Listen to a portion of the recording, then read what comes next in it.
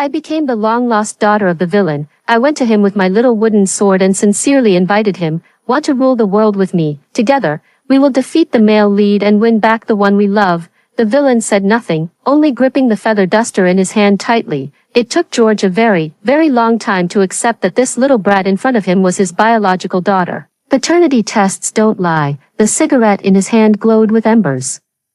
And no matter how hard he racked his brain, he couldn't fathom how a daughter had fallen from the sky. An accident years ago had unexpectedly brought forth a child. I was extremely curious about what he was holding between his fingers. What is this thing, and why is it smoking? I struggled to climb onto his lap, and George scooped me up, unconsciously. He moved the cigarette farther away. It was his first time taking care of a child, and he had no idea what I was about to do.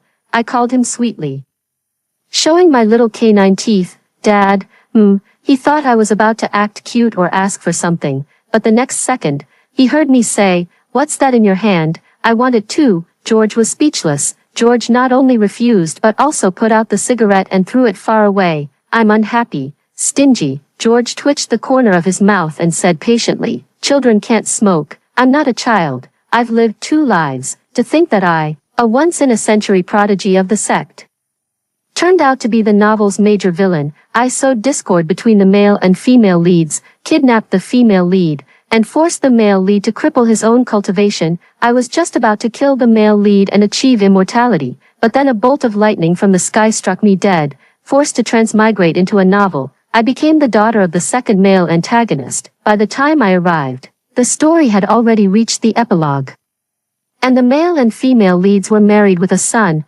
Poor my useless father can only live out his life guarding his wealth. Fortunately, I came. He is the villain, and so am I. I believe that as long as the 2 of us join forces, we will rule the world. What a bullshit protagonist. I don't even take him seriously. George dug his ear, not taking my words to heart. Kids are just stubborn. Yes, you're not a kid. I am. Then call me Dad. George was speechless. Ungrateful child. George flipped me over and was about to spank me, but I preemptively started crying, yelling, "A dad who hits his child is not a good dad." This shout, instead of keeping people out, actually brought someone in from outside. "George, what are you doing?" Upon hearing the butler tell her that she had a granddaughter, Mrs. Green hurried over in a rush. Before even entering the room, she could already hear the sound of a child crying. George actually dared to hit her precious granddaughter. The unfilial son, taking advantage of George's stunned state, I climbed off him and toddled over to Mrs. Green on my short little legs. Mrs. Green saw an adorable mini version of George running over and hugging her leg, and her heart instantly melted. I puffed out my cheeks, teary-eyed, and began to complain, Dad, hit me, wah wah wah." George was speechless. His hand hadn't even touched me. "The little brat sure knows how to tattle. George, you hit her on her very first day here. Does that mean you'll be hitting her every day from now on? Now that you're a father, you need to learn to be patient. Just coax the child a little and she'll be fine." Mrs. Green picked me up in her arms, her words directed at George, but her eyes never left me. I almost thought their family line was going to end, but luckily a granddaughter suddenly appeared, so adorable, with those big round eyes and a cute pink mouth. She just asked me to call her Dad. Now it was Mrs.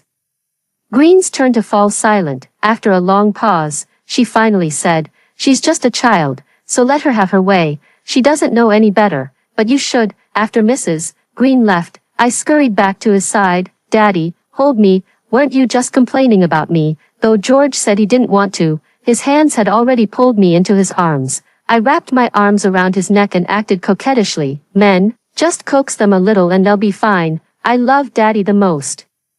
George was so flustered by my coaxing that his gaze drifted and his ears turned red. Just this once. At that moment, the assistant walked in. "George, this is the invitation from the James family. Next week is the young master's birthday banquet." I pricked up my ears to eavesdrop. The James family. Isn't that the male lead's company, killing the spirit? They already have a child and still invite the unrequited villain to see the fruit of their love. I looked at him sympathetically, stood on tiptoe, and patted his head. So pitiful. George inexplicably felt like he was being treated like a dog. When he was a child, his family had a golden retriever, and he used to pat it the same way. "What's with that look in your eyes?" George pinched my cheek, looking puzzled. I didn't answer his question. Dad, do you want to cultivate immortality? George was shocked. The assistant was shocked. Has she lost her mind? The room fell silent in an instant, leaving me as the only one chattering away, sharing grand ambitions with the two of them. As long as you master the art of cultivation, the two of us can join forces to unify the world. Any powerful family will be wiped out with a mere wave of the hand. Then, you can trample the male lead underfoot and reclaim the one you love. The assistant hesitated, tugging at my sleeve, but I shook them off. I didn't notice at all that the person in front of me was growing increasingly furious.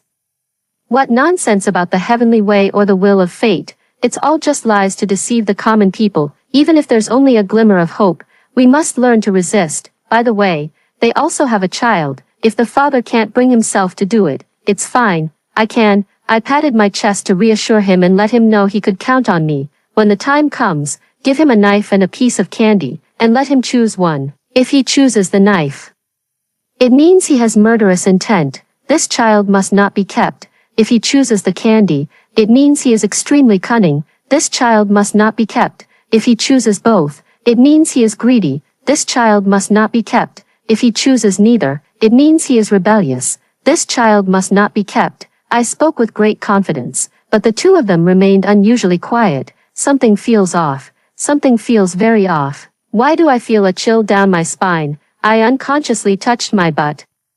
Not sure why it feels a bit sore. Dad didn't hit me just now, did he? I looked up and saw George staring at me with a sinister look. A bad premonition flashed through my mind. Someone is out to get me. George lifted me up with one hand as if I were a chick. The assistant brought a feather duster from the side and presented it with both hands. George, a child's values must be cultivated from a young age, or they'll grow up crooked. I scoffed at this and said disdainfully, I'm going to rule the world, so what I say goes. You're Dad's little brother, so that makes you my little brother, and little brothers have to listen to their big brother. Oh really? George's sinister voice came from behind. That day, my dream of ruling the world was shattered. While hitting me, George asked, still want to rule the world? Of course. I will not yield. Nothing can shake my resolve. Since my father is being unkind, don't blame me for being unjust. On the battlefield, there is no father or daughter. With a stretch of the hand, sword, come. 1 second, it didn't come. 3 seconds, it didn't come. 10 seconds, still it didn't come. I looked down and saw the little wooden sword lying quietly on the table not far away, as if saying to me, I'm going to sleep first. Do as you please, then. Not only did the little wooden sword not come, but George kicked it even farther away. My heart aches so much. Miscalculated. I'm just an ordinary person now, and the sword has turned into an ordinary little wooden sword. In the end, George threatened the life of the little wooden sword, forcing me to temporarily give up on my dream. He asked again, what is your dream? Rule, govern. Oh no, I mean, become the successor of the country. In the evening, George read me a bedtime story so I wouldn't bother him and let him sleep. After I fell asleep, he walked out of the room, opened his phone, and sent a message to his assistant. How can I get Luna to stop bothering me? The child has too much energy, and he can hardly keep up, waving a broken sword around the house, jumping up and down, one moment talking about flying on a sword, the next vowing to seek revenge. Sending her to school would solve it. Once she's tired from school, she won't have the energy to cause trouble when she gets home, and the young lady is already at the age to attend kindergarten. George thought it made sense and arranged for me to enter a prestigious kindergarten overnight. The children of Boss A, Boss B, and Boss C are all here. The protagonists of domineering CEO romances, sweet love stories, wife-chasing dramas, and childhood sweetheart tales have all gathered here. I reluctantly got out of the car, and George handed me over to the teacher. Study hard, don't embarrass me. Oh, the teacher led me forward. Turning my head, I saw the mini domineering boss blushing as he pinned the mini young lady against the corner of the wall. I love you. Oh ho, and he's a domineering boss missing his 2 front teeth. Speaking with a lisp, the mini young lady gave a wicked smile and lifted the mini CEO's chin. I don't like people who lisp when they talk. The mini CEO's fragile heart was deeply wounded, and he ran out with tears and a runny nose. Woo woo, I love you. Ew, that's disgusting. Walking further, I saw the aloof male lead quietly reading a book in his seat. The spoiled female lead walked over, snatched his book, and threw it on the ground. She scolded him. Fake. The aloof male lead was shocked. It was the first time someone had called him a pretentious jerk. She's so unique, unlike anyone else. He felt a flutter in his heart, blushing as he stepped forward and tightly grasped her hand. Hesitantly, he said, "Thank you, the feisty heroine, you're crazy." The young master's eyes sparkled, even more adoring. The feisty heroine didn't expect there to be a crazy person at school, so she shook off his hand and ran away. The aloof male lead chased after her, saying he liked her and asking if she could be his girlfriend. Thinking about going home and telling my parents I want to marry her. Not far away. A mini version of a charming and flirtatious woman with multiple admirers. Male lead 1. Sarah, just like me. Okay. Male lead 2. Sister, don't abandon me. I'm willing to do anything. And the stubborn male lead 3. I won't like you. Forced love isn't sweet. You seem quite willing to me. You say that, but your hand is already holding hers tightly. The female lead didn't force you. I sighed quietly to myself. So immature, always caught up in romance. What kind of future can they possibly have when they grow up? Teacher, I think I dropped my hair clip on the road.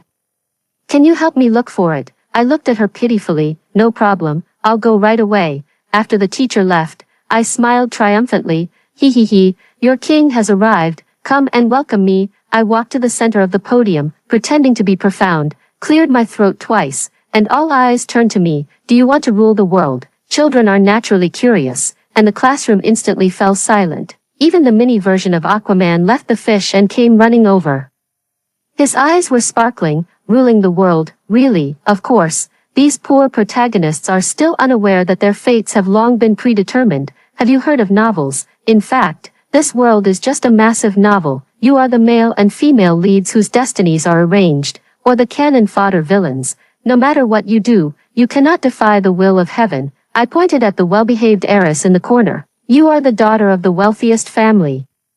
Yet you let a poor boy into your home, leading to your family's bankruptcy. After the poor boy becomes successful, he imprisons you to seek revenge, then gouges out your eyes and cuts out your kidneys. The daughter of the wealthiest family is in disbelief. What? Her family is actually going bankrupt, and she's going to have her eyes gouged out and her kidneys removed. Does that mean she can no longer wear pretty little dresses, wear big diamonds, or watch cartoons? She asked tremblingly.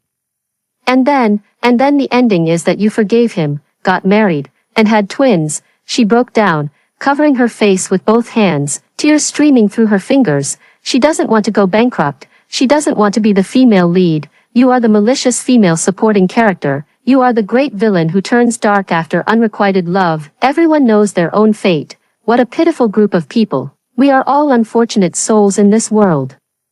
Why must we have met before to understand each other? Alas, I was so close, just a little bit more, and I could have killed the male lead. What a despicable scoundrel. No, a despicable heavenly Tao. Can't handle losing. So it just struck me dead, right before I died. It even had the nerve to say, you're just a stepping stone for the male and female leads to ascend. Don't struggle pointlessly. Screw your stepping stone. Your whole family is a stepping stone. You're the one who deserves to die. Are you willing to be manipulated by others? I passionately explained the harsh realities of the world to these protagonists. They shouted, we refuse. You know so much. So do you have a way to help us break free from our fate? A group of children looked at me with shining eyes. As if I were their savior at this very moment, I cleared my throat lightly, leaped onto the table with a push of my feet, and patted my chest. Actually, I was originally a cultivator. Do you know what cultivation is? It's the kind where you wield a sword, whoosh, whoosh, whoosh. But I was harmed by a villain and ended up here. I think it must be fate, bringing me here to save you. I analyzed the situation with them logically and soon came up with a plan of resistance.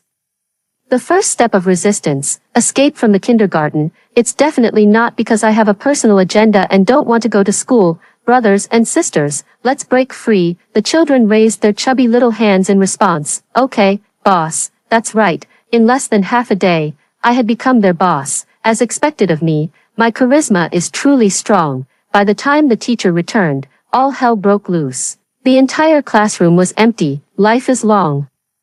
But she has already seen the end. In the end, we were still caught and brought back. George led me home with a heavy expression. He thought sending me to school would make me behave, but he didn't expect me to be so capable. On the very first day, I caused a huge commotion at the kindergarten. The teacher complained to him, saying I had incited all the kids to run away, spouting things like, "My fate is mine to decide, not heaven's," and that they refused to be some damn protagonists.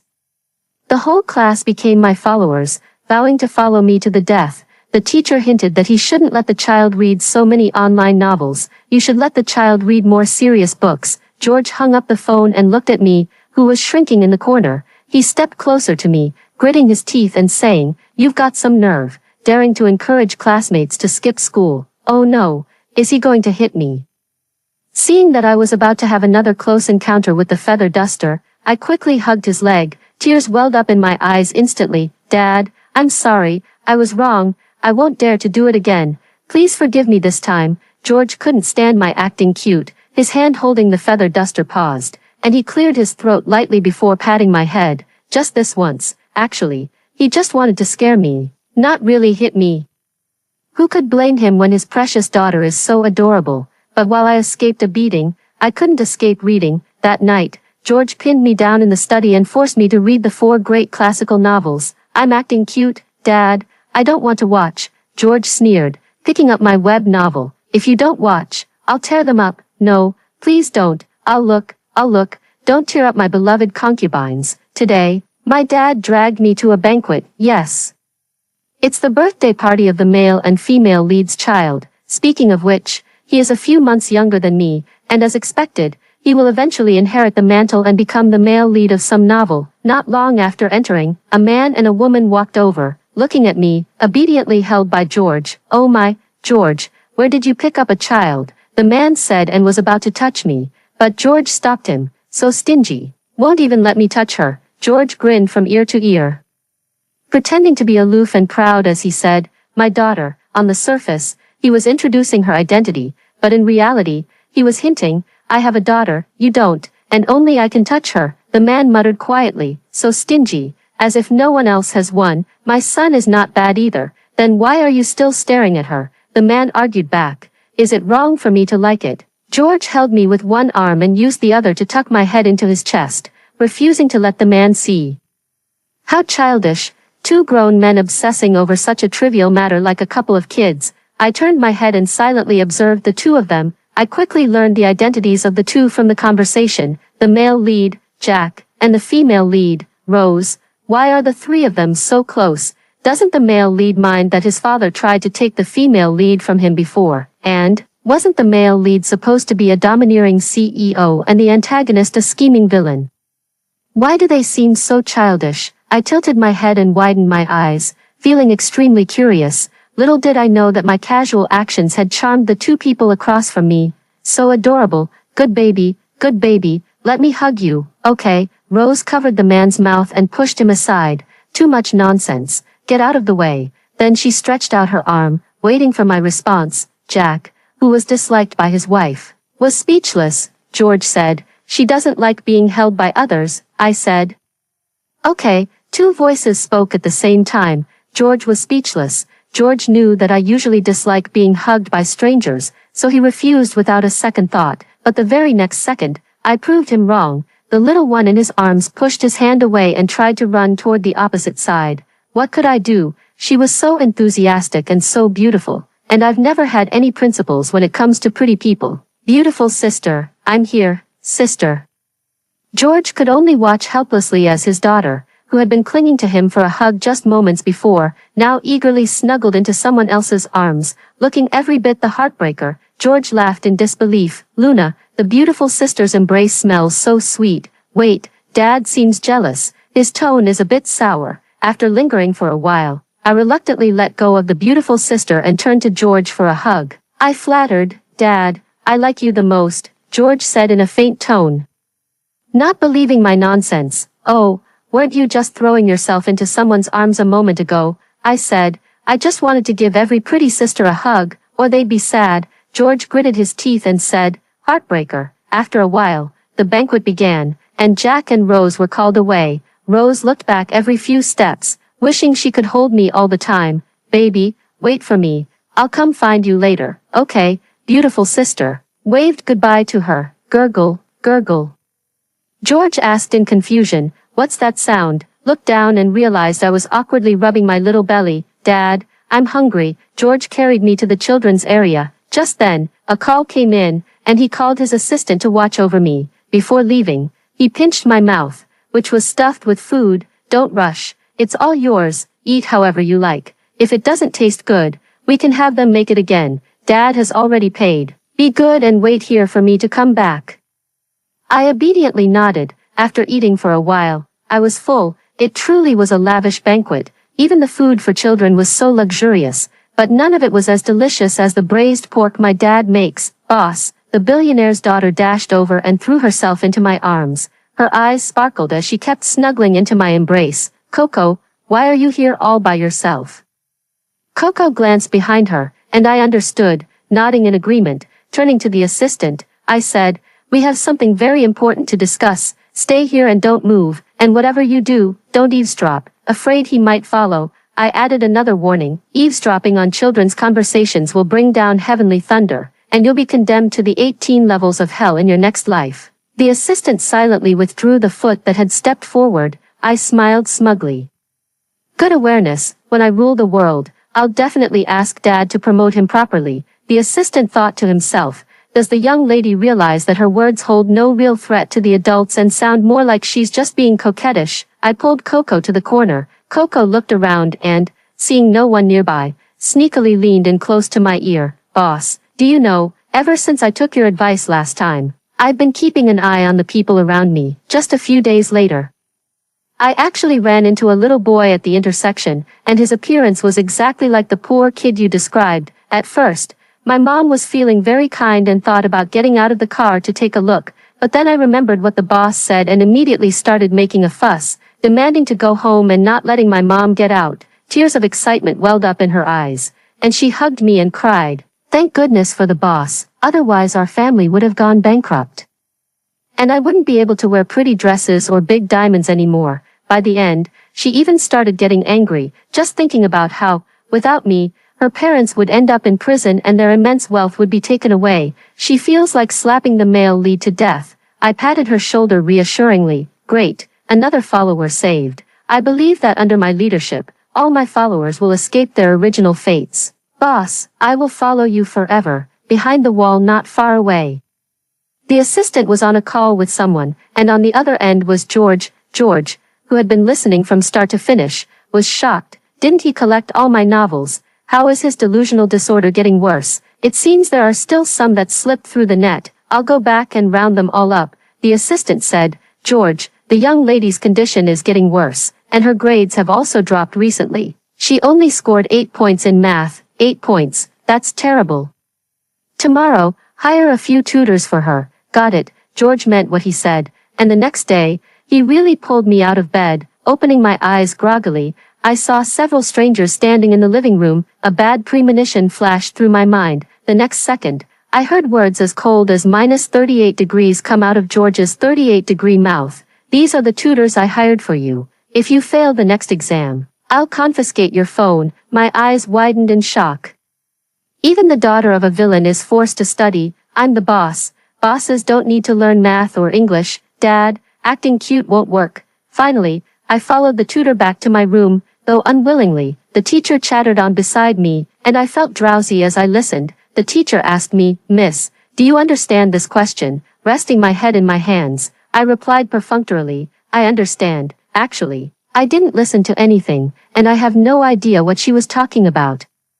Life is short. Why torture yourself with math? I am a genius, but this genius never learned math. I only cultivate immortality. The teacher went on, and when she turned around, she found me sitting there asleep. She tried to wake me up. Miss, wake up. Then she heard me say, Teacher, I want to sleep. Let's end the lesson here for today. The teacher was shocked. I fell asleep right on the desk. The next second, someone grabbed my ear. Luna, oh no, I've been caught.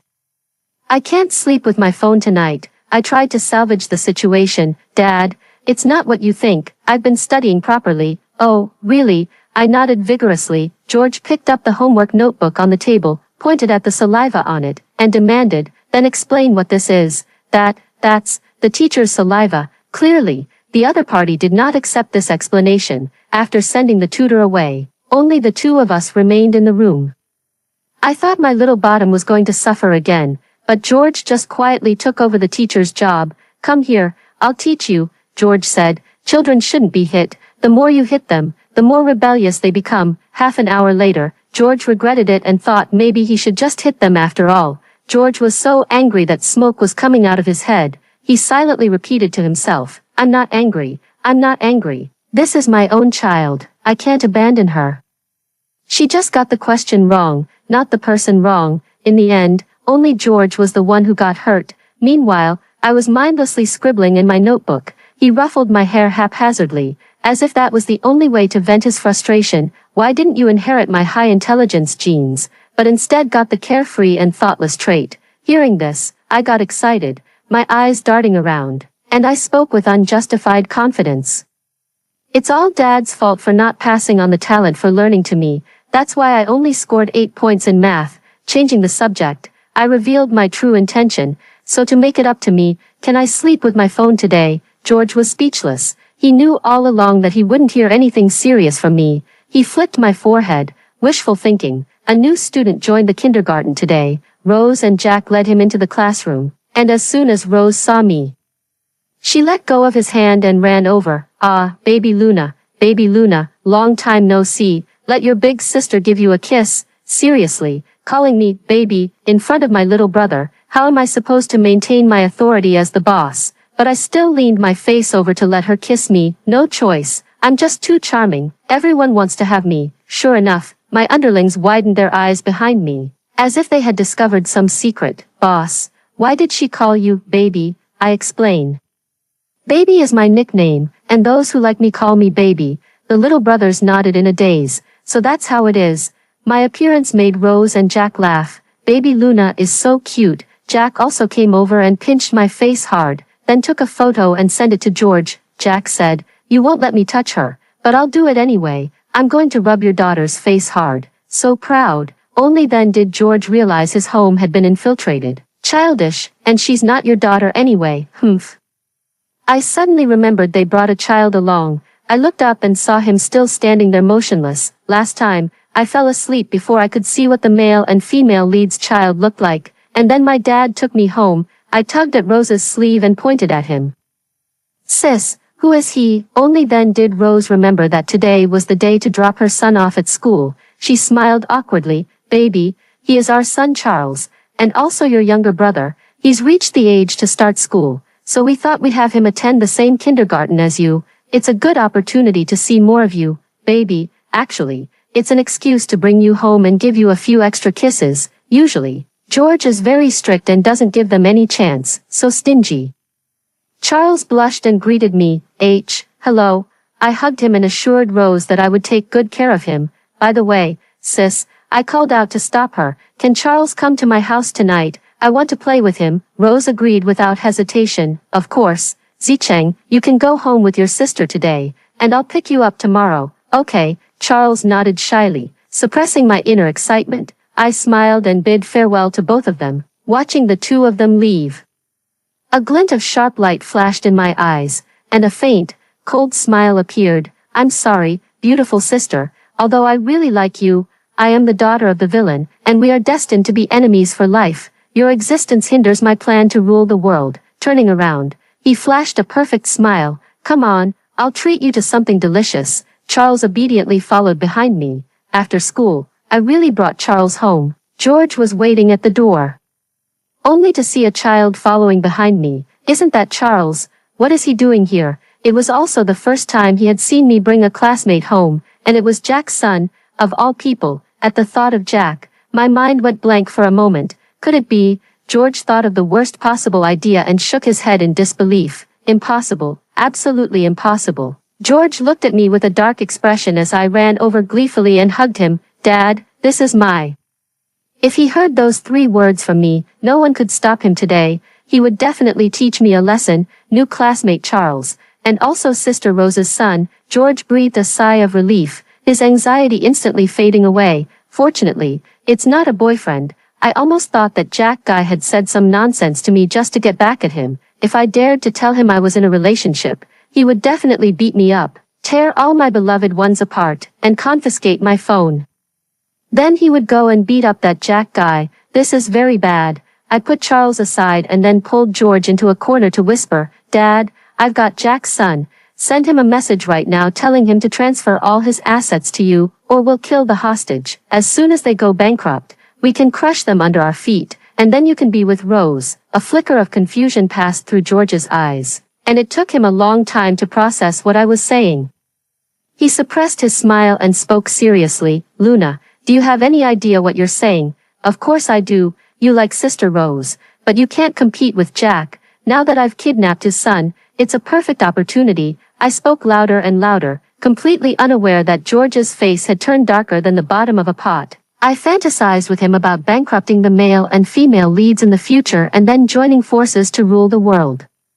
It was only then that George realized I had never forgotten the original idea. Still not enough, George asked the aunt to take good care of Charles, then dragged me back to the room and locked the door. I stepped back in horror, covering my buttocks with both hands. Dad, what are you doing? Am I wrong? George gritted his teeth. Yes, you're absolutely right. So now I'm going to reward you properly. The word reward was spoken with extra emphasis, downstairs. Charles obediently ate the meal made by the aunt. Don't hit me, Dad. I was wrong. I won't dare to do it again. He looked up and asked the aunt if she had heard any strange sounds. The aunt glanced upstairs with a heavy expression and then shook her head. It's nothing. The young lady is upstairs watching TV. Please continue eating, young master. The next day, George told Jack and Rose about it. The two of them couldn't stop laughing. Oh my baby, why are you so imaginative? Kidnapping and ransom, that's just too funny. It was only at that moment that I realized there was no such plot of him loving her loving him, or her not loving him. The three of them grew up together since childhood, with Rose and Jack being childhood sweethearts who were deeply in love with each other. George and Jack often bickered, and since the three of them spent a lot of time together, rumors of two men fighting over one woman eventually emerged. At the moment I learned the truth, I was utterly embarrassed. The thought of the foolish things I did makes me want to crawl into a hole and hide. To make matters worse, George blamed it all on my beloved games, decreeing that if I failed math again, I would have to say goodbye to them for good. Helpless, I could only do my homework with tears in my eyes. In the end, I just gave up. Tear it up, tear it up. At worst, I'll just buy a new one. George's ghostly voice came from behind. If you don't finish, I'll cancel all your cards. I had no choice but to pick up my pen and start doing my homework again. Then, cheer yourself up in your heart. Come on, Luna, you can do it. Nothing can defeat you. Go for it. The days that followed were quite uneventful. Whenever I wanted to take over the world, George would jump out and toss a math workbook at me, and left a sentence, no TV until you finish writing. I felt utterly hopeless, thinking it would be better if fate just struck me into dust. So I wouldn't have to do math problems anymore. Even at the moment I was kidnapped, all I could think was, great, finally no more math. No, how did I get kidnapped? By the time I realized it, I had already been thrown into an abandoned factory. Coco was crying non-stop out of fear beside me. No one expected that we would get kidnapped just from going to the restroom. The one who kidnapped us was a slovenly adult man. I've already thought of 100 reasons why he might have kidnapped us. In the end, I concluded that he wanted money. He walked up to Coco, his eyes filled with madness. Why didn't you get out of the car to save me? Why? Coco's face turned pale, completely unaware of what he was talking about. Trembling, she spoke, I don't know what you're talking about. The man's face was twisted with rage. I don't know. How could you not know? If it weren't for you stopping your mom from getting out of the car, I would have been the son of the richest man. And I wouldn't have been caught by those two lunatics. Do you know what they did to me? They would hit me at the slightest provocation. If I showed even a bit of resistance, they would whip me. I was treated like a dog, at their beck and call. Why do you get to live so well, while I have to endure all the humiliation? Clearly, everything you have should have been mine. Only then did the two of them realize that the madman before them was Coco's original male lead. But he should be the same age as us, so why is he an adult now? The man could tell what we were thinking and burst into maniacal laughter. The laughter was like the howling of ghosts and wolves, making one's heart tremble with fear. They looked at us as if we were already dead. Aren't you curious why I'm so much older than you? It's because I came from the future, Fortunately, heaven had eyes and gave me a chance to go back to the past. After saying this, he tightly grabbed Coco's hair. His tone was sinister. Why didn't you save me? Weren't you supposed to take me home and fall in love with me, even if I bankrupted you, and still be willing to stay with me? He asked again unwillingly. Why? I was afraid he would hurt Coco. I shouted. You bastard, let her go. A toad lusting after a swan's flesh. Do you even deserve it? Your misery has nothing to do with her. If it weren't for your greed for wealth and status, deliberately waiting at her doorstep for her to save you, you would have run away long ago. Only then did he remember that I was still there. He let go of Coco and walked toward me, pulling out a reflective object from behind. It's a knife. Almost forgot about you. If I remember correctly, you were the one who said something to her, making her stay away from me. All of this is your fault. You deserve to die. I trembled all over. Am I really going to die? Actually, I still really want to live. Without me, Dad would cry himself to death, and Sister Rose would be heartbroken too, and my little brothers. Who else can save them if not me? If I could live, I would be willing to do math problems every day. Who can come and save me? The knife was about to stab into my body. The air was sliced in an arc, a flash of sword light. The man stared in disbelief at the large hole pierced through his chest. Mother, I'm coming. It was my sword. Take back what I said about doing math problems every day. George's face darkened with fury. How dare they kidnap his daughter? They're asking for death. As the group arrived at the abandoned factory, before they could even push the door open, a sword flew inside. Yes, it was a flying sword. George opened the door and saw me and sword snuggling. The kidnapper lay on the ground.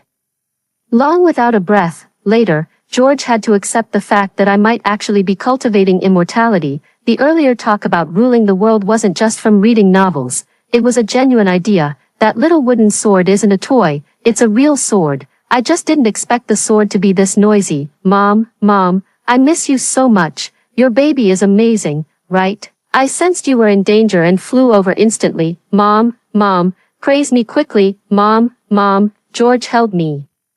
And I held the shrunken sword. Dad, see, I wasn't lying to you.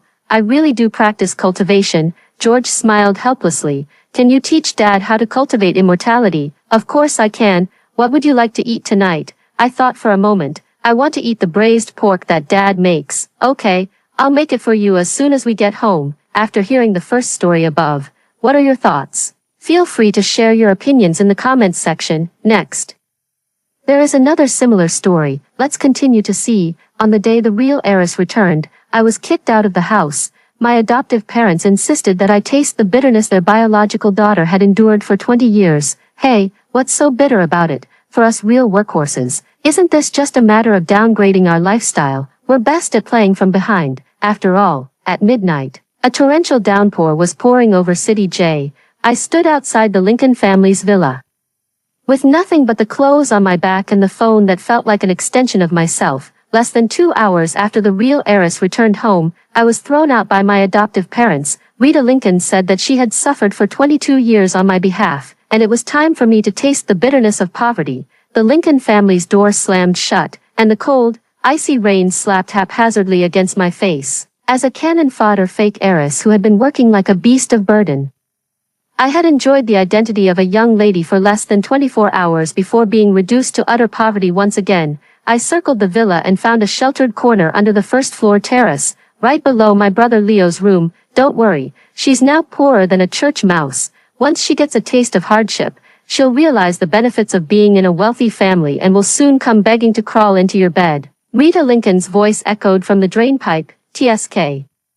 The soundproofing in this villa isn't that great either. I knew it. This afternoon, Leo was all handsy with me, looking like he wanted to get into some sibling-like drama, but tonight he's all sullen and silent. Turns out he's planning to keep a canary. Well, he's got the wrong idea. For Leo, having only one luxury apartment to his name means he's too poor to survive. But for someone like me, who's truly a workhorse, having just $200 in my e-wallet is enough to scrape by for half a month. Moreover, this balance still includes the 80,000 yuan in pocket money left over from this month's spending. For wealthy families, this might just be the cost of an ice cream, but for ordinary people like us, it could last for several years if spent carefully. What they see as falling into the dust is, to me, merely a downgrade in consumption. 20 minutes later, The car I called arrived, the driver got out, held an umbrella, and opened the door for me, a full-service experience that brought back the feeling of being a young lady from a wealthy family. It was worth the 20% extra fee I reluctantly paid. I don't know what's wrong with the female leads in TV dramas. Even when kicked out of their homes, they insist on walking in the rain until they develop a high fever, as if the goal is to suffer both physically and emotionally. I can't afford medical treatment. Life is already hard enough. And I absolutely won't suffer unnecessarily. The driver dropped me off at the nearest budget hotel, which cost 300 yuan a night through a group purchase. I took a hot shower and sent my clothes to the front desk for dry cleaning while wearing the hotel's pajamas. Before bed, I downed 2 packets of cold medicine that I had ordered for delivery. When you're away from home, you must take good care of yourself. For us poor people, our health is our most valuable asset. If no one cares for you, then you must care for yourself. I woke up feeling refreshed and clear-headed. I left the hotel wearing freshly dry-cleaned clothes and headed to a nearby wholesale market. I squeezed into a crowded stall, haggled fiercely, and spent 100 yuan on 4 t-shirts, 3 pairs of shorts, and a pair of sneakers.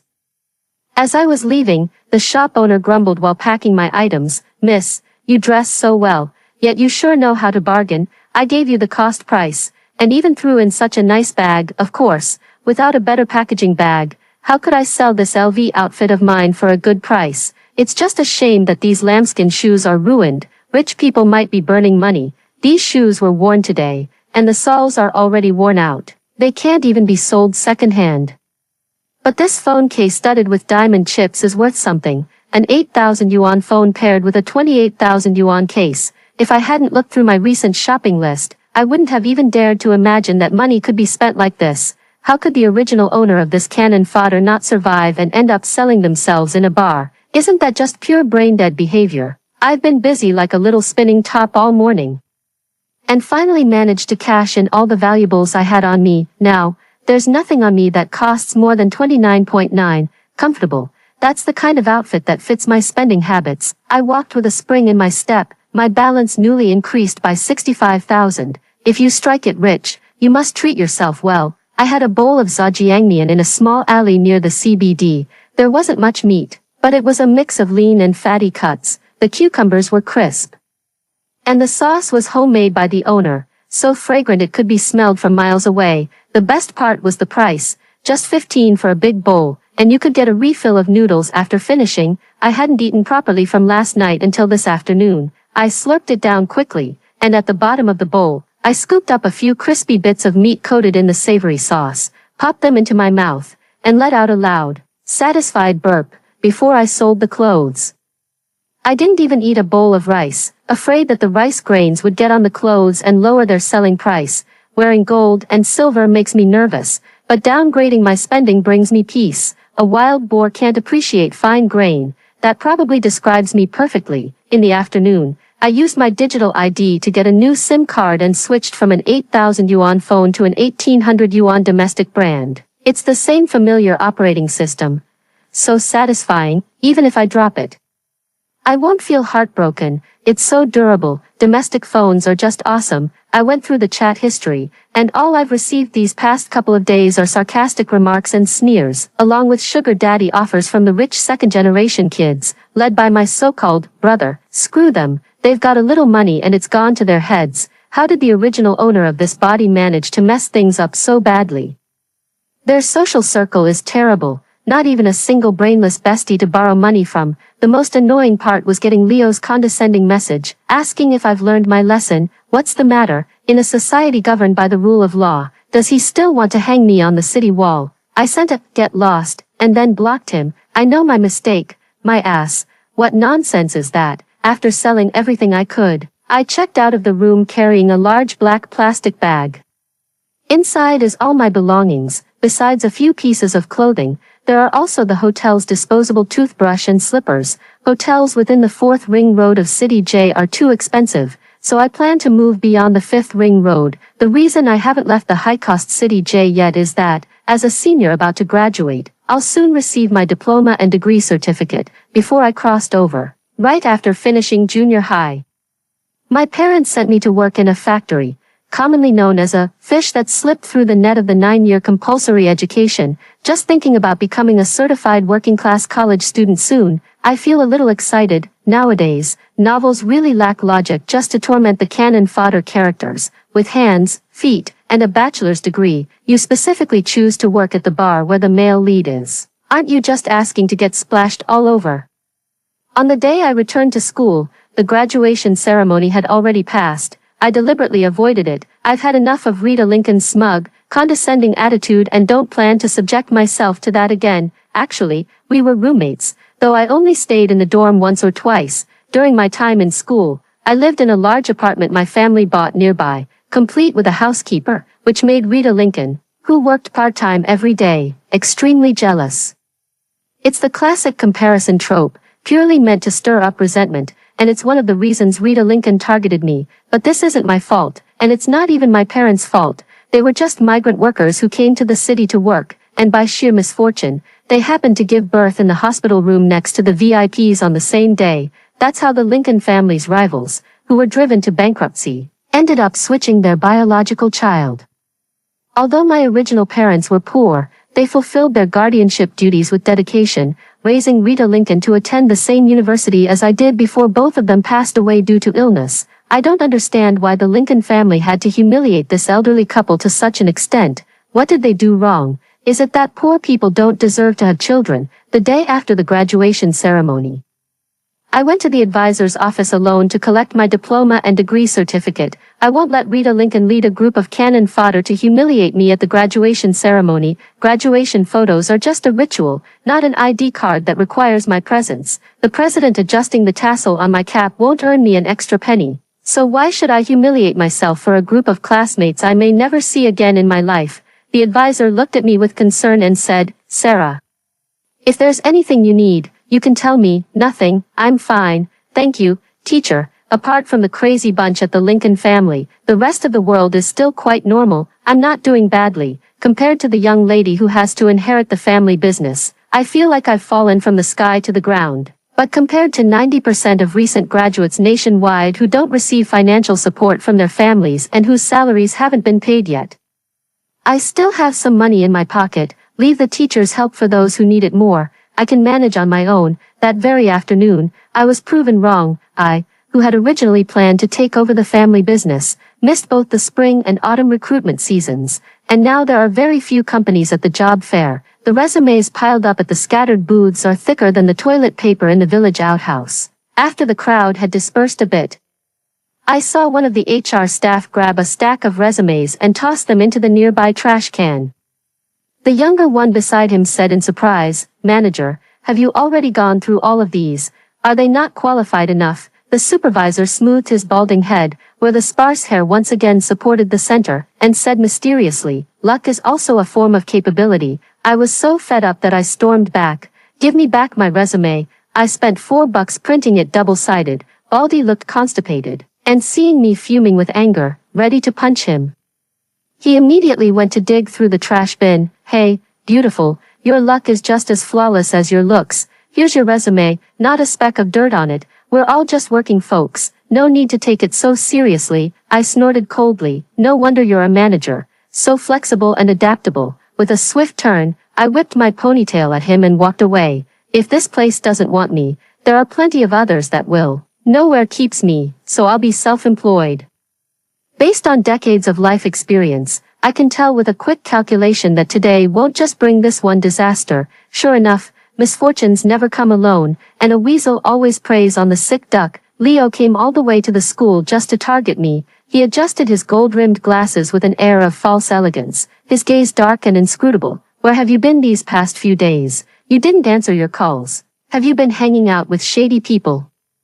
How come you kick me out one moment and then flush your brain down the toilet the next? Did you lose your memory? Who do you think you are to meddle in my business?" I rolled my eyes. Leo frowned. "It's only been a few days, and you've become so rude." He glanced at the resume in my hand and curled his lips into a smirk. "You're looking for a job and still dare to offend me. Let's see which company would dare to hire you." The bald manager, who had been watching from the sidelines, curiously leaned in. "We haven't received any notice not to hire you. Which company are you from that's so powerful?" A hint of embarrassment appeared on President Davidson's face. I said to the manager seriously, he's watched too many dramas from that island country and thinks this is a chaebol nation, as if there's only one company in the entire country.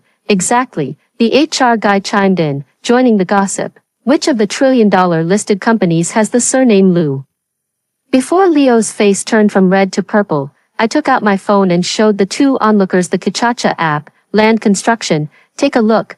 They even have lawsuits and are restricted from high consumption. Hey, then what was he bragging about? Shut up. Leo's face turned green with anger. Sarah, if you look down on me, don't ever come asking for my help in the future. Just you wait. I'm not going anywhere. I'll take the subway, I said, waving my Metro card in front of Leo's face. If you're so capable, why don't you just buy the subway company? You'll never set foot in the Lincoln family's house again, I said cheerfully, leaving him with that harsh remark. I took the subway and then switched to a shared bike, arriving at the Lincoln family's house before noon. At this time, only Mrs. Lincoln is at home. Today's Kachacha has awakened me. Marx taught us that capital comes dripping from head to foot, from every pore.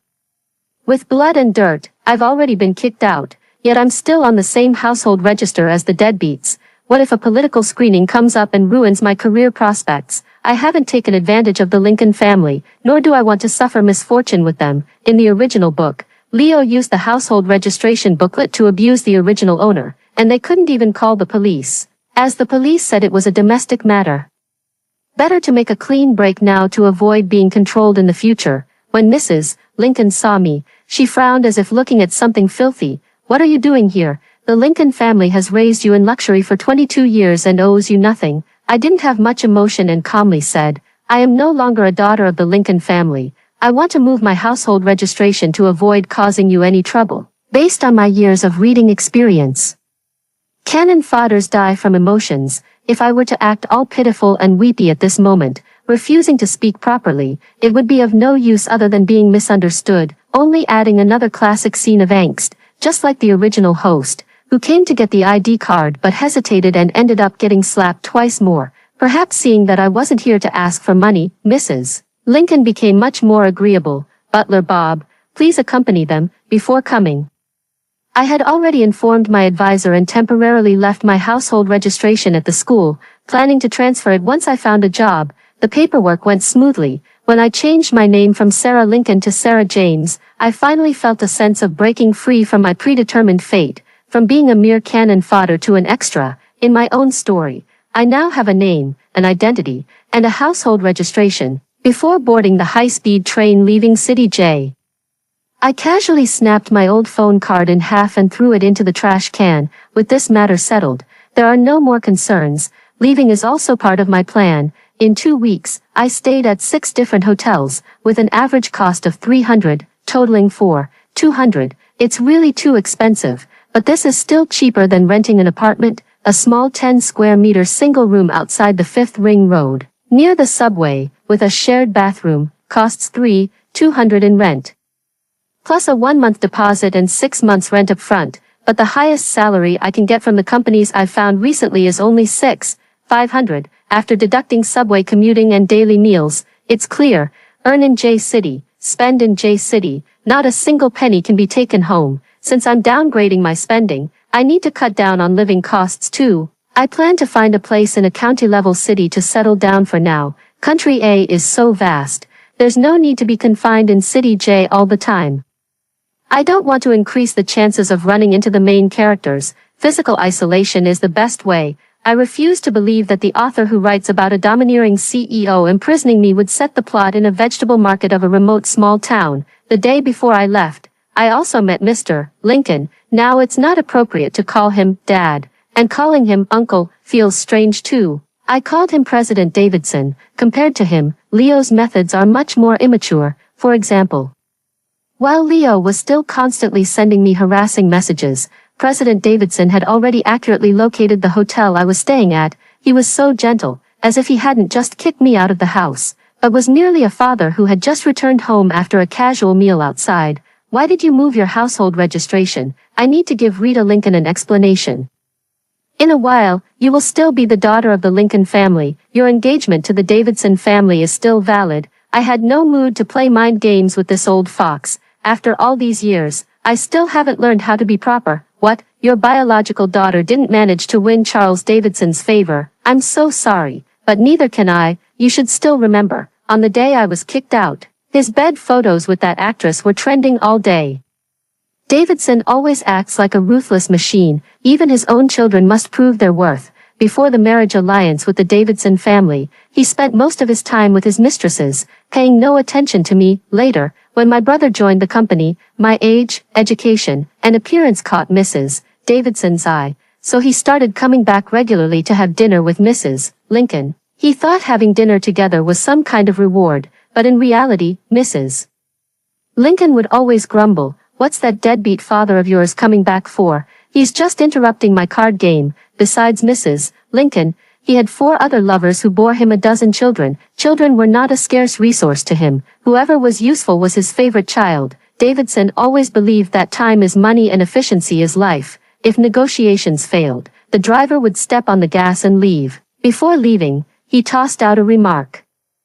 "I was going to give you some pocket money, but it seems you don't want it." When he said that, I felt a bit of regret. To be precise, I was kicking myself. His pocket money usually amounts to 600,000, enough for me to buy a house.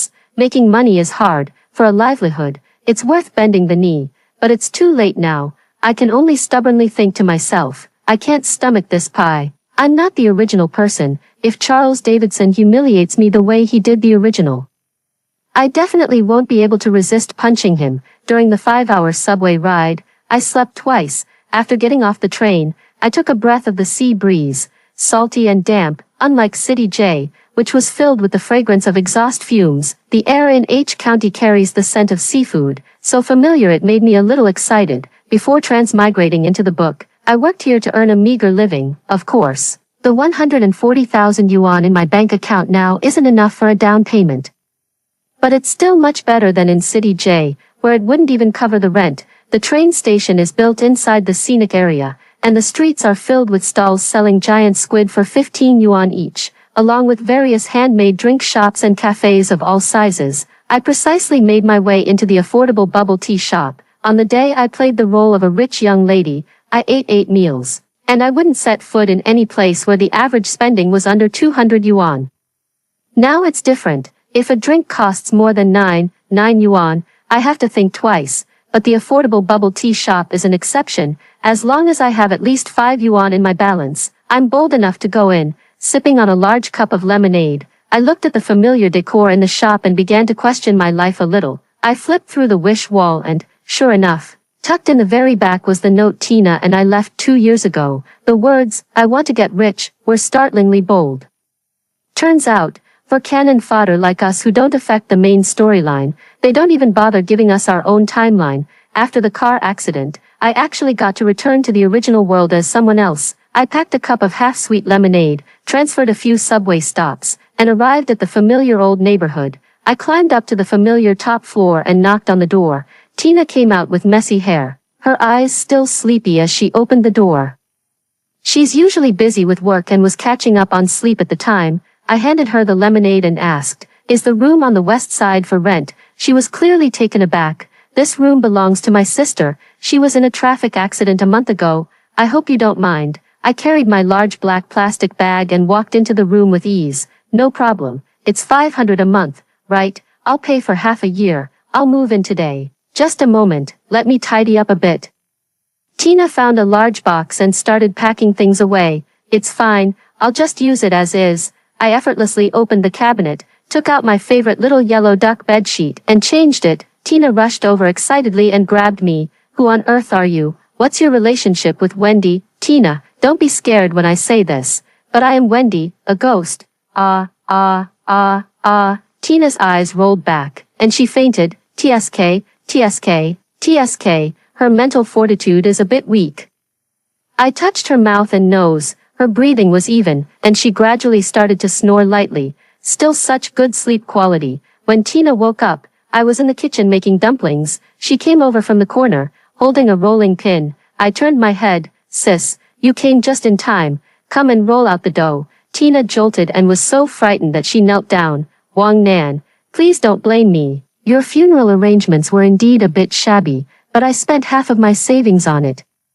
Your despicable parents came to make trouble, so I told them you owed loan sharks and sent a few strong men to the village to scare them off, slapping each of them twice. That wretched old man who wanted to buy you with a bride price was also there that day, fighting with your parents like dogs biting each other, leaving them bruised and battered. Your unlucky younger brother owes loan sharks and has run off to work in northern Myanmar. If you have any last wishes, sister will fulfill them for you, even if I have to sell everything I own. I brushed the flour off my hands. I actually have one last wish. Now that I have money, let's take over the shop downstairs and open a fried chicken restaurant. What nonsense are you talking? Tina stood up. I could tell she still wanted to hit me. You don't even have 5,000 in your bank account. I even bought your urn for you. I opened my phone to show my balance. See for yourself. Tina's eyes widened. Even if it's hell money, I'll take it. When are we signing the contract? I laughed. You're not afraid of ghosts anymore. Tina tossed the rolling pin aside and rolled her eyes at me. A broke ghost is still a ghost. Tina and I were in the same boat. We were always short on money. Right after I graduated from middle school, my parents sent me to work in a factory. I worked 14-hour shifts, day and night. For 1,800 yuan a month, the pay went straight to my mom, who only left me 200 yuan for meals. I had a big appetite and couldn't even afford to buy sanitary pads. Tina is more capable than I am. She worked from the age of 15 to 20, became a line leader, cut ties with her parents, and switched to another factory on her own. When I had my period, I fainted on the assembly line. She carried me back to the dorm and made me brown sugar and eggs. After I finished eating, she scolded me harshly, went to the foreman to get my wages for the month, and told me to keep them myself. I know Tina is tough, but I can tell who means well. She is the only person in this world who truly cares about me. On payday, my parents stormed in from the village, tearing and hitting me. Tina shielded me, but those two old folks called her a slut, saying she had corrupted me, and tore out several locks of her hair. Before this, Tina had always scolded me for being spineless, for not fighting back, for only kneeling and kowtowing when my parents came. Tina was bleeding, and for the first time, I felt a rebellious spirit rise within me. I picked up a broken stool leg and beat those two old bastards until they were covered in bruises. Tina then led me away. Before leaving, she said fiercely, "Those old leeches won't suck our blood anymore." We ran through layer after layer of mountains, crossed the plains, and arrived at a seaside city thousands of miles away. When we got here, Tina said she liked the sea, so we settled down. Both Tina and I had injuries on our hands, so we weren't as precise anymore. We couldn't hand out flyers or set up stalls at factories to promote products, so we took on any low-barrier jobs that could make us money. Later, Tina found a job at a small company, working in administration and sales, while I started working at a beauty salon, giving facials. We saved up some money and together rented this small property apartment in a downtown urban village that was part of a resettlement project. It's a 60 square meter top floor unit, costing 1,000 yuan a month, with 2 south-facing bedrooms and a small living room facing the street. When you open the window, you can see the leaves of a phoenix tree swaying, making the room feel lush and vibrant. Tina bought a second-hand TV for 300 yuan. The signal in the bottom right corner of the TV is poor, and the picture doesn't show, but it doesn't affect watching. Every day after work, the two of us would get together, watching TV while preparing vegetables and cooking. Before my accident, Tina's company couldn't pay salaries on time, giving out money like squeezing toothpaste. Now, the global economic situation is not good. Big companies are laying off employees. Small companies are going bankrupt, and our beauty shop doesn't get a single customer for half a day. Tina learned a recipe for fried chicken, and the flavor is just right, but selling fried chicken isn't very convenient for a street stall. It would be better to have a proper shop. There's a suitable one right downstairs, and the rent is 30,000. Every time Tina and I pass by, it breaks our hearts. We don't have the money and really can't afford to rent it. I never expected that getting into a car accident could bring an unexpected surprise. And back again, Tina and I spent a month preparing, and even our burps smelled like fried chicken, before we finally tested and selected the 5 best sauces: sweet and spicy, honey garlic, soy sauce sweet and sour, cheese egg yolk, and honey mustard. We've got all the flavors: sweet, sour, bitter, and spicy, and each one is delicious. The fried chicken has a golden, crispy crust that crackles with a light touch. And the moment you bite into it, the tender chicken inside bursts with juicy flavor. The chicken is marinated for so long that even the bones are flavorful, and you can't help but lick your fingers after eating. Before the shop officially opened, Tina and I refried the chicken and took it to a nearby night market to set up a stall. The refried chicken is even crispier and doesn't go soft when it cools, so the texture stays perfect.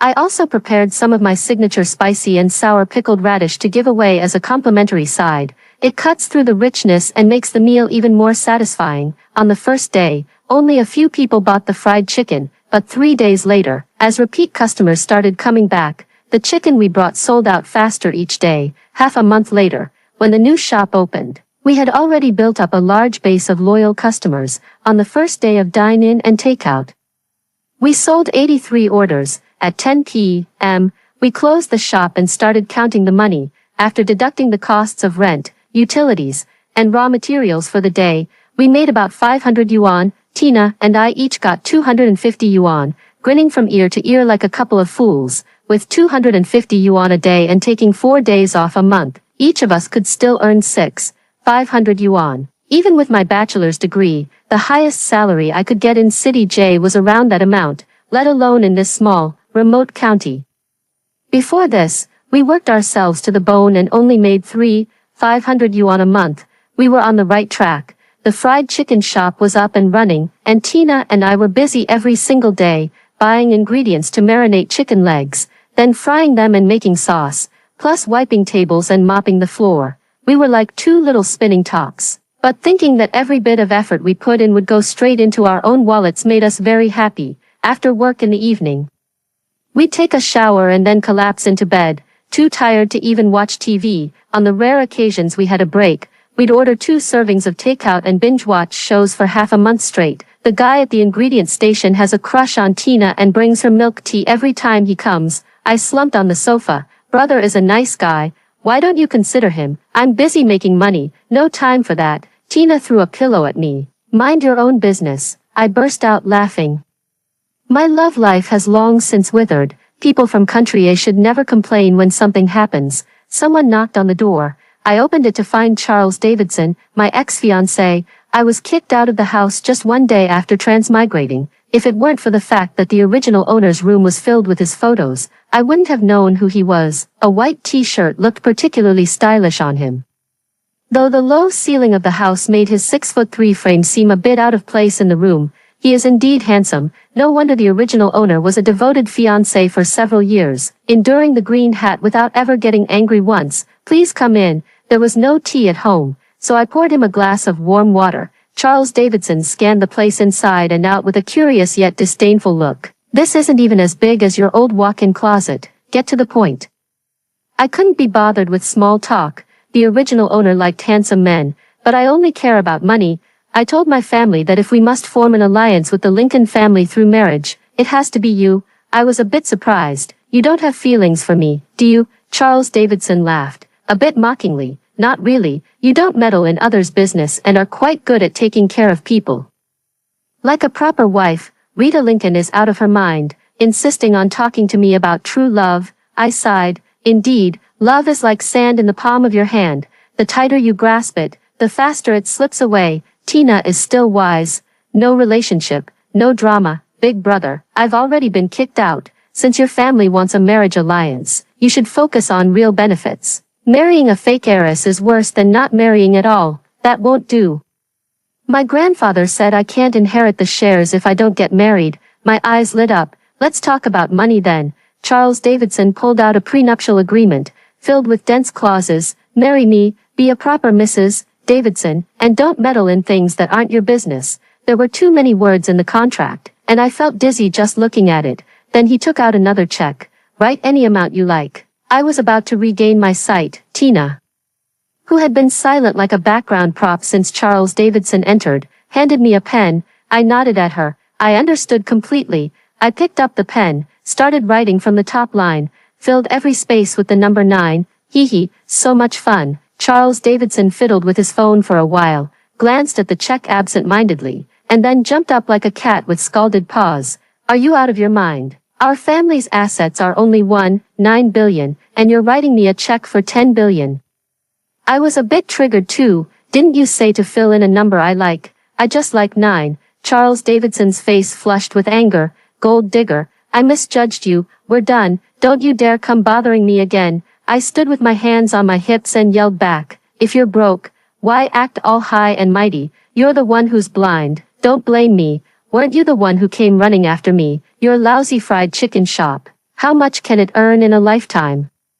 How dare you ask for 900 million, I said confidently. That's the price for me to earn money standing up, not on my knees. Take it or leave it. If you can't afford it, get lost. Charles Davidson's face turned red with anger, and he stood up to leave. Before leaving, I noticed the charm on his phone, which seemed to have the same pattern as the phone case I had sold. I checked the almanac today, and it says it's favorable for wealth. I stopped Charles Davidson. Wait, you can leave.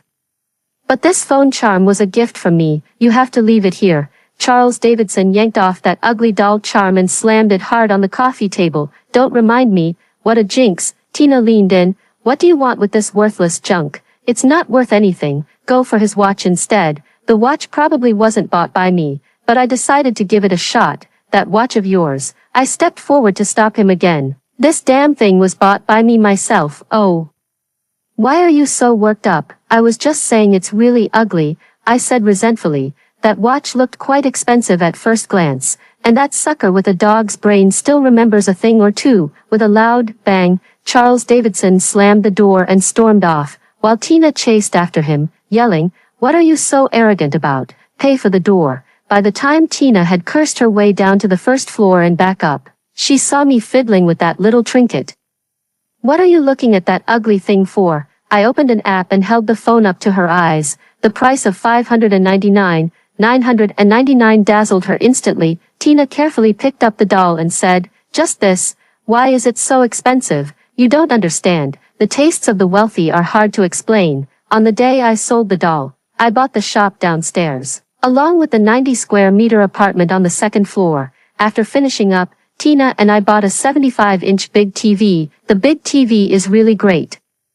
When binge-watching shows, you can even see the pores on the actors' faces. I took a sip of my iced Coke. This is so awesome. This is the life I've always wanted. Tina laughed. Look at you, so easily satisfied. If you love money this much, just sign an agreement with Charles Davidson honestly, and you'll get way more than this, sis. It's always been others sucking our blood. I'm really not used to being supported by someone else. I still prefer the money I earn myself.